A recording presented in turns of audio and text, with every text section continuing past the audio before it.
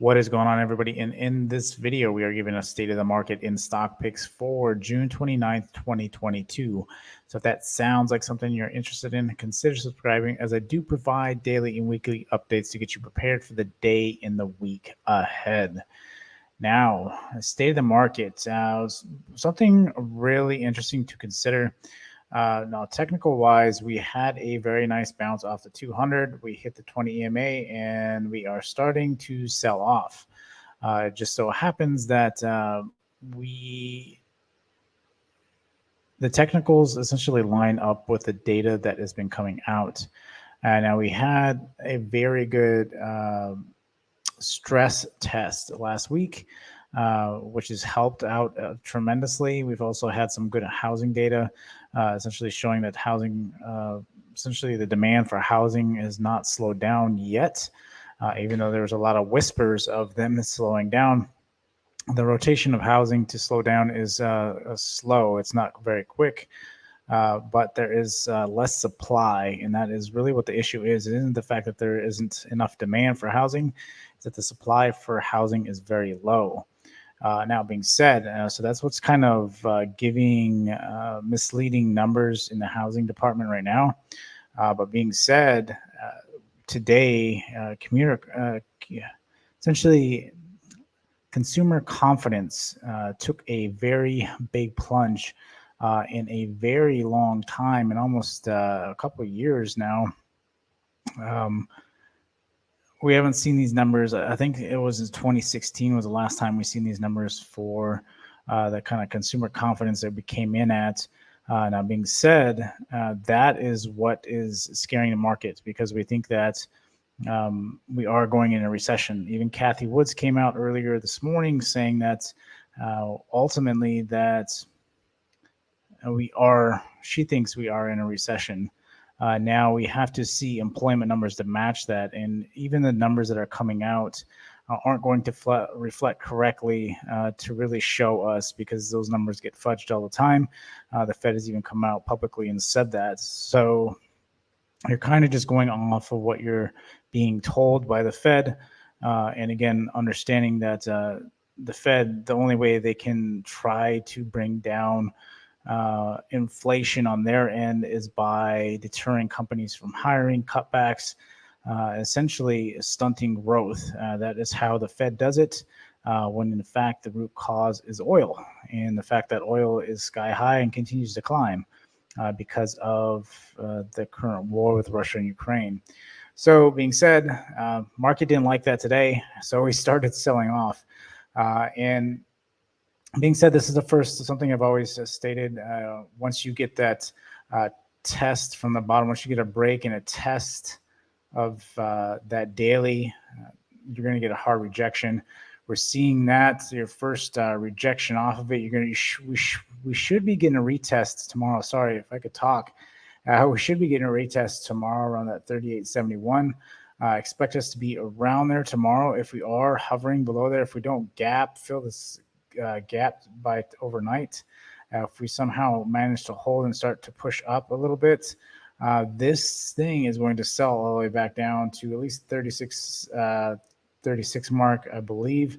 You do have some support here at the 37.58 and the 37.28. But if we, again, or start floating around here, that's a really bad sign. We break this, we're going to start hitting panic levels, in my opinion. Again, there's a lot of talk about going into recession, and that were the Cassie Woods statements. The data is starting to reflect that. And once you start losing consumer confidence, that means you could be facing deflation and stagflation, or the next things on the table. So, and that being said, again, it's a very fine line to balance between the two at that 2%. So we have to see where we're going to go from here. The next biggest thing, the next biggest indicator is going to be your earnings, and how big of an impact inflation has had on these companies in this next rotation. Again, we only got about 2 more days in Q2, and then we're going to start kicking off earnings again, that whole new cycle. So we'll have big tech towards the end of the next month, I believe. So being said, that is what's going to really determine. And Tesla's already came out with some really great numbers as far as production and sales, but they're still very worried. And Elon has made that very publicly known that he's been worried about it. So we're going to have to see who comes out on top. If they are really bad, I expect next earnings, Q3 earnings, to be really even worse. And then possibly a recovery in Q4 is kind of what I'm looking at. So again, back half of the year, we could have a strong outing.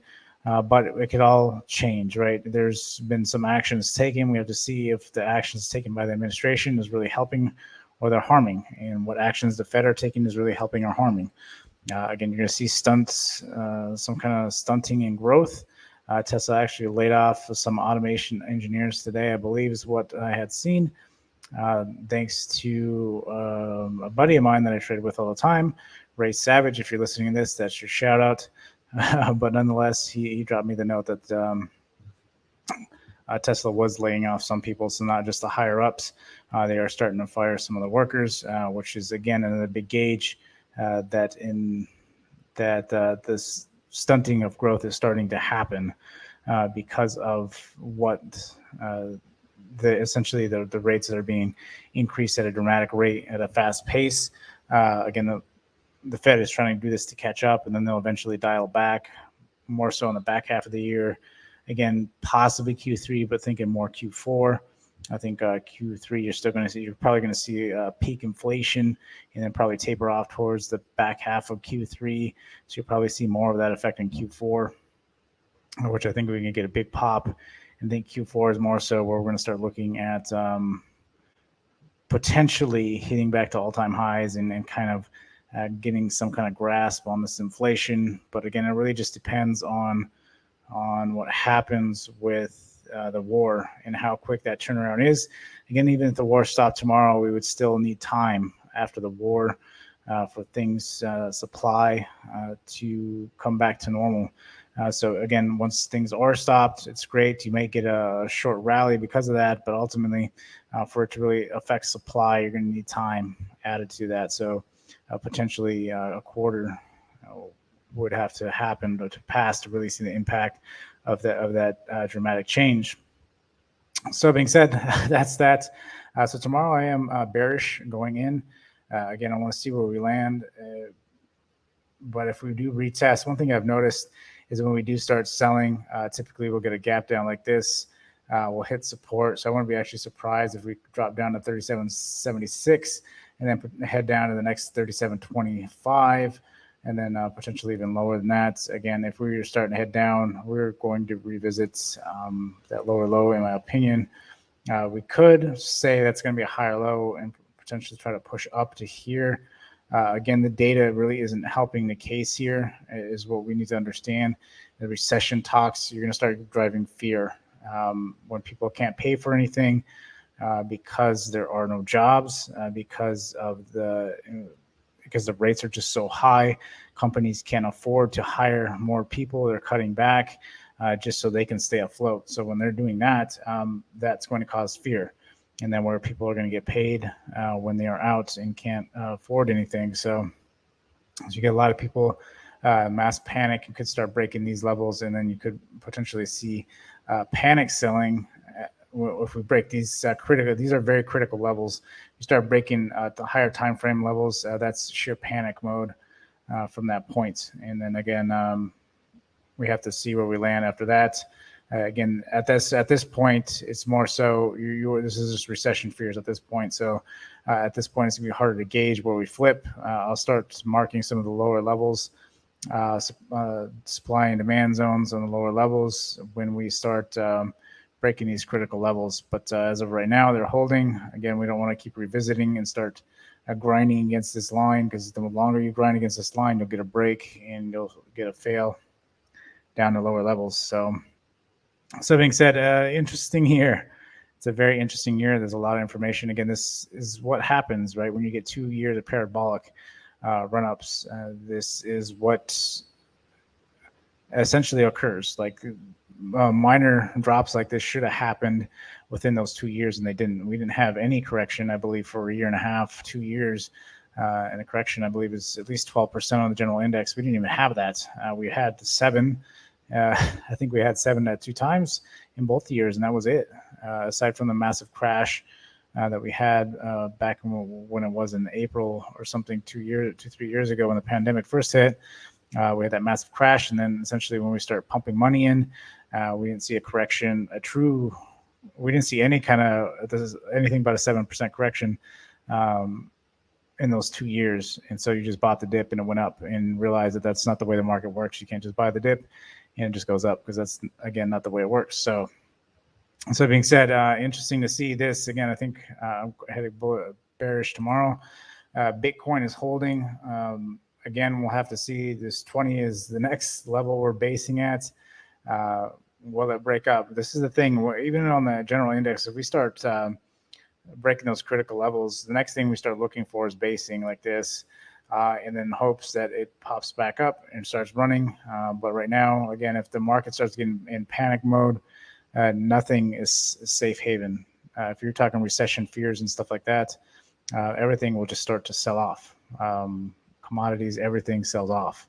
People, there's a lot of people in cash right now. You have to keep that in mind. There's a lot of people in cash.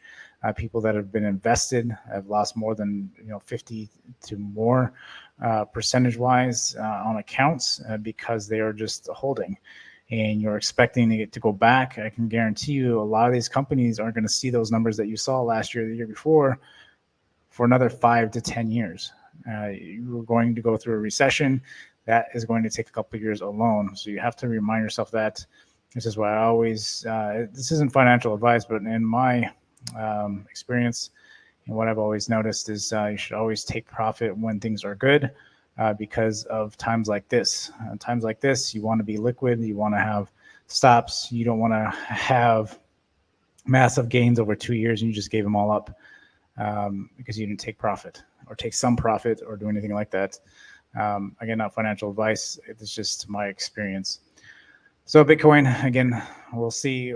More so just waiting for the market to pick back up. But if we start getting refreshed, again, like I said, if we start getting recession fears, this thing could potentially sell back off even more. Could revisit 10K, but we'll see how it goes. All I know is I don't think we're going to have any kind of crypto winter coming up. I think this is short-lived. I think by the end of the year, this will roll up, and so will everything else. And I think Bitcoin will find a new level of all-time highs when that next cycle comes around, and it's going to be much shorter, in my opinion. But we'll have to see. So Tesla, again, another big one. Again, the layoffs today is breaking back down. That's essentially 761 is a very hard ceiling.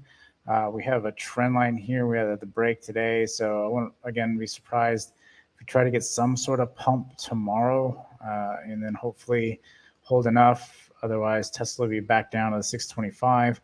Again, if it breaks that, we're going closer to that 525, I think, especially if it does break that 620 mark. It's a very critical level. Aside from that, there's not much support in between here.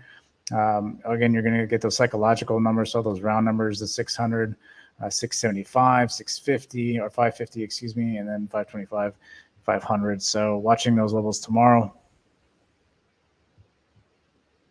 and see what happens. Amazon, massive flush today. This thing, again, could be potentially doing a head and shoulders here. So could look for one last little pump here and then a complete dive. So that may be something to watch. Watch that 110 mark tomorrow.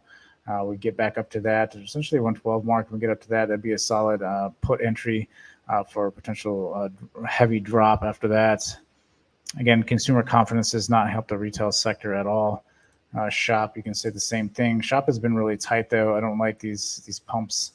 And it has a 10-to-1 split, so it really hasn't done that either. So I don't know if that's the vote or not, but maybe that will change tomorrow. But nonetheless, we shall see how things are. AMC, it struggled to try to break out today. It was actually quite interesting. I thought we would have had a bit more of a breakout today. I did play this on the retest.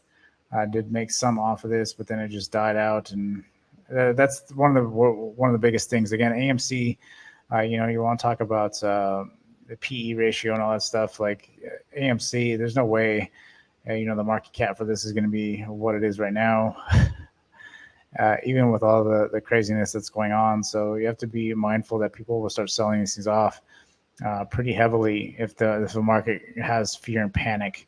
A lot of stuff is going to be reset. So just be mindful of that.